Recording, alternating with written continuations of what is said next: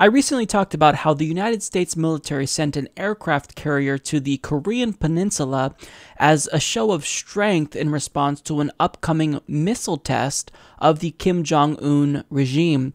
Now, in response to this news, the Un regime threatened war with the United States because they viewed this show of strength as a provocation. Now, the problem is that the United States didn't actually send an aircraft carrier to the Korean Peninsula, as the White House press secretary stated. So according to Raw Story, last week, news broke that President Donald Trump had ordered an aircraft carrier to the Sea of Japan in a purported effort to intimidate the North Korean government. But it turns out that the carrier was actually headed in the opposite direction. The New York Times reports that the USS Carl Vinson was sailing toward the Indian Ocean at the time the U.S. announced that it was heading to the Sea of Japan, despite the fact that Sean Spicer said on April 11th that the carrier would serve as a huge deterrence to North Korea. The Times notes that questions arose about the validity of the administration's claims that it was sending the carrier to deter North Korea after the Navy on Monday posted a photo of the USS Carl Vinson sailing through the Sunda Strait in Indonesia, which is thousands of miles south of the Sea of Japan. So obviously there are questions that need to be answered. Why is it the case that Sean Spicer would say that the United States is sending aircraft carriers to the Korean Peninsula to serve as a deterrence to presumably dissuade North Korea from testing nuclear weapons? Why would he say that if it wasn't actually going to happen? This was his response. Does the president believe that he might have spoken too quickly on this location of the vessel before it was actually arriving? The president said that we have an armada going towards the peninsula. That's a fact. It happened.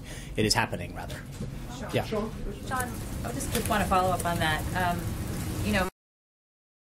Obviously when the President of the United States says there's military hardware going to a region in the middle of a crisis on the Korean Peninsula, the allies of the United States are encouraged.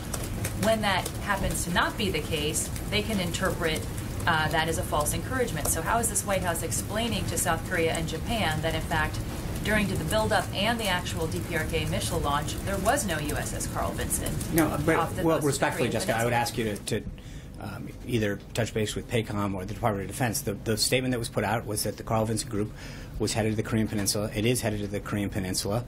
It'll arrive there. What's that? It's headed there now. It wasn't headed there Sure, last no, week. but that's not what we ever said. We said that it was heading there, and it was heading there. It is heading there. So that remains. An impression that allies have. But if there's an impression, then that's not.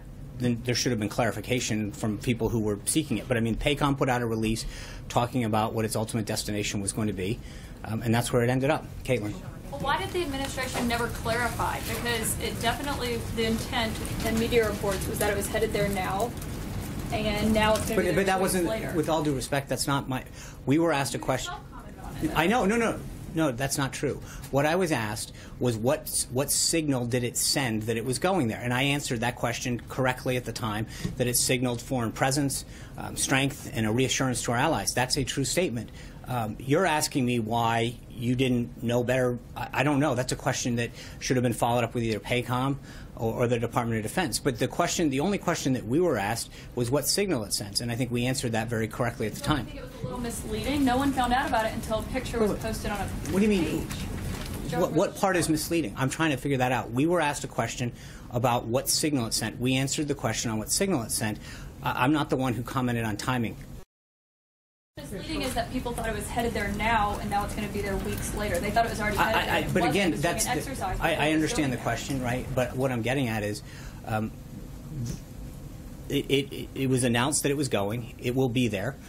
We were asked simply a question on that. I think all other questions should be asked of the Department of Defense. John. So let me get this straight. Apparently, it is now headed towards the Korean Peninsula, but it wasn't headed there when he implied it was heading there during a time when it most likely would have been heading there as a show of strength when they were going to be testing a nuclear weapon. And then he has the audacity to blame members of the media for this and say, well, if you were confused, why didn't you ask for clarification? That's not the way that this works, Sean Spicer. You are the White House press secretary. You are the conduit with which information flows from the White House to the media and to the American people. If you mislead the press, then they in turn mislead the American people. And what you did do, in fact, is not something that we can blame the media for. And trust me, the media is guilty a lot of the time, but this is not one of those instances. And he acts as though he doesn't even know how his statements could have been construed as confusing or misleading. You said that it was headed there as a show of deterrence at a time when North Korea would most likely be testing nuclear weapons. That makes every single person think that it's heading there as a show of strength, to flex, to provoke them. That's what the United States typically does, not necessarily with North Korea, but with other countries as a show of strength. Now, I want to revisit what the military simultaneously asserted when Sean Spicer made these misleading claims. So the New York Times reports, military and intelligence officials said the timing of the ship movement was also intended to anticipate a milestone event coming up on the Korean Peninsula, the anniversary on Saturday of the birth of Kim Il-sung, North Korea's founder and the grandfather of the country's current leader, Kim Jong-un. North Korea has a history of testing missiles and generally taking provocative actions during such events. But the USS Carl Vinson wasn't actually headed there at the time. It was headed in the opposite direction, and now Sean Spicer is claiming it's headed to the Korean Peninsula. So, are you sure about that, Sean? Is it actually going to the Korean Peninsula this time? And if you're wrong again, will you in turn blame members of the media because you misled them? I want to explain why this is incredibly problematic. Because of the actions that Sean Spicer said the White House was taking, North Korea threatened war with the United States. As the White House press secretary, it's incumbent on Sean Spicer to inform us about the actions of the Trump White House. You don't get to blame others if you mislead them. You're the one that's supposed to provide us with the clarification. So he's not taking responsibility for misleading the American people. The international community was also misled. So let's put this in perspective. Because of Sean Spicer's incompetence, a rogue country threatened war with the United States. Our international allies in Southeast Asia, South Korea, Japan, were misled about our actions. And again, another country threatened war because Sean Spicer is incompetent. Now look, maybe it's the case that you can blame someone within the Trump administration because they didn't communicate clearly enough to Sean Spicer what the intentions of the Trump administration was. However, you're the White House press secretary, Sean. Your incompetence almost caused an international crisis. It almost caused war.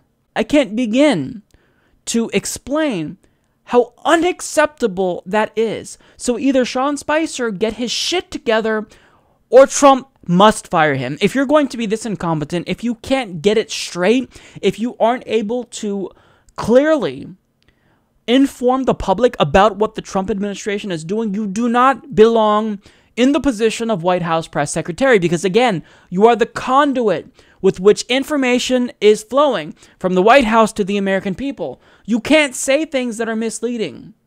You need to be very clear, especially when it comes to foreign policy matters because, it could cause a war. So, again, I've got to remind you how crazy this is. Because of his incompetence, North Korea threatened war with the United States. Unacceptable. Sean Spicer must be fired because if you are incompetent to the extent that you pose a danger to the United States and the world and South Korea, you've got to step down, you've got to resign. It's unacceptable. Support this podcast by joining the independent progressive media revolution today at humanistreport.com.